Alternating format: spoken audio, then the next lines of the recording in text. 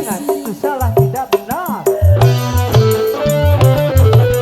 Banyak orang berkata yang jujur pasti hancur, karena zaman ini sudah edan, jujur tidak makan.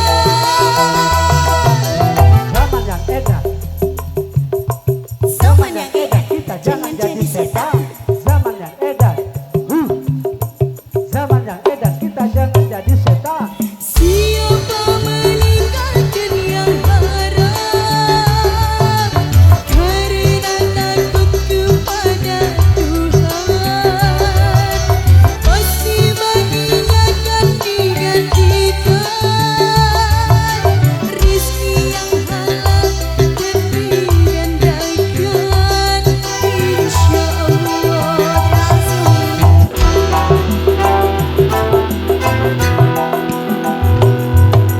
Seribu satu macam itu bidang kerja, dari jadi pemimpin sampai jadi seorang presiden.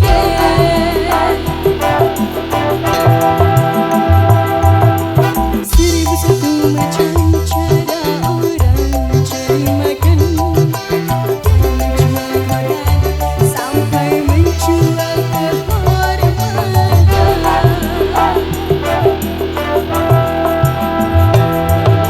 Ada cara yang halal, ada cara yang haram. Silakan mau pilih cara mana. Namun semua cara ada tanggung jawabnya di hadapan Tuhan dan manusia.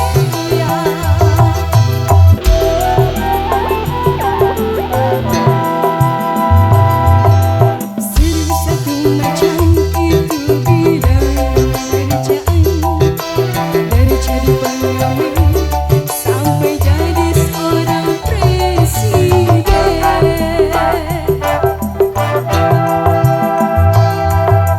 Seribu satu macam cara orang mencari makan, dari menjual koran sampai menjual kehormatan.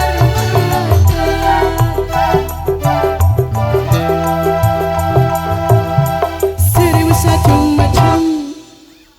Gak apa-apa Bunda, lanjut. Bunda, terima kasih Jaya apa. Monggo dua tembang lagu dari Najwa Tuda.